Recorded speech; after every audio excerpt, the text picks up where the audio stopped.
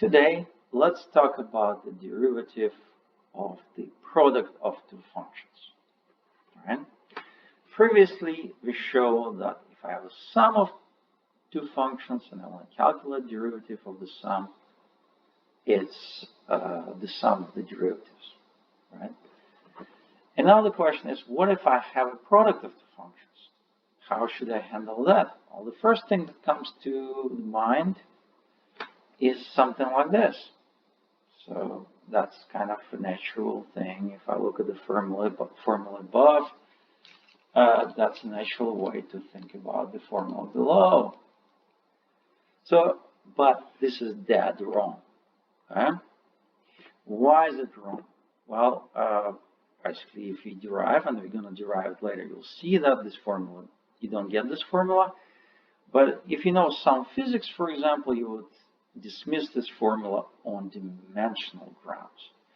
Essentially, you'll find that the units of what's on the left and units of what's on the right are different, so they cannot be equal. Okay? So what is, in this case, the real formula? Well, to find the real formula, we have to go back to the definition of the derivative. It's the limit of the function at a point t plus delta t minus function at time t divided by delta t. That's exactly what's written there. And now we're going to apply trickery. What are we going to do? We're going to add and subtract the same term written here in red. Well, overall nothing changed since I added and subtracted the same term. But now what we're going to do, we're going to take these two terms, green terms, and combine them together. And we're also going to combine these blue terms and blue circles, or ovals, whatever you're going to call them. All right? And if we do this, this is what we're going to get. These are two green terms. These are two blue terms. Now look what happens to the green terms. We see first part here is g of t plus delta t. It's there. And the second one has the same term, right? So what it means, we can pull g of t plus delta t out. Now if you look at blue one, we find a similar story with f of t. It's here and here. And we can pull it out. And this is what we're going to get. In the first, in the green part, we got g of t plus delta t out. In the second, we got f of t out. But now the question is, well, we need to take a limit. When delta t goes to 0, what this thing going to go to? All right? Let's look at the first term. Where is it going to go if delta t goes to 0? Well, that's really just simply a definition of the derivatives. It's going to be f prime. What about the next term, g of t plus delta t? Where t plus delta t going to go when delta t goes to 0? Well, it's going to go to t. So this thing becomes g of t. Now f of t doesn't do anything here. It doesn't depend on delta t, so nothing is going to happen to it.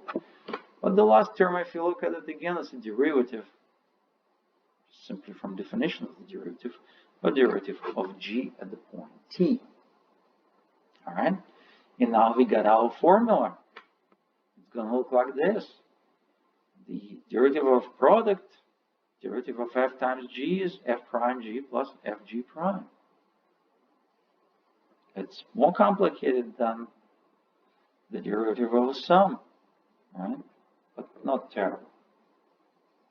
All right, so let's consider some examples. And in fact, we're going to go through some cases we've done already before, but you'll see how much easier it is now than it was before.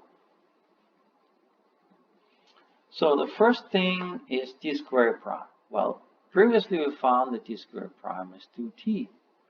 And to do this, we actually went from the definition, we used a limit, we said, well, we had to remember what the sum algebra, what the square of a sum of two numbers is. But anyway, we went through some pain to get it. So look how easy it is now. Just remember that t squared could be represented as t times t. And now what we're going to do, we're going to say, well, the f here is first t I have, g is at second t. Now if we apply this formula, this is what we're going to get. Now remember, the derivative of t is 1, so this is what we're going to get, right? We got derivative of t squared equals to t. That's exactly what we found before, but much, much easier, okay? Now move on. What about t cubed derivative? What is this? Well, we found again through complicated calculations before, taking limits, remembering what the cube of a sum. Well, look how easy it is now. You just simply need to remember that t cubed is t times t squared. And now, in this case, my f here will be t, my g will be t squared. You apply this formula. Again, you remember that t prime is 1, t squared prime, we just calculate is 2t. Plug them in, we get something like this. And what do we see here? There's t squared and there's 2t squared. Add them together, you get 3t squared. Done. Now let's do something a little bit more interesting. Derivative of square root of t. How do we handle that? Again, last time we did calculation using limits. Well, let's not do this. Let's do the trickery.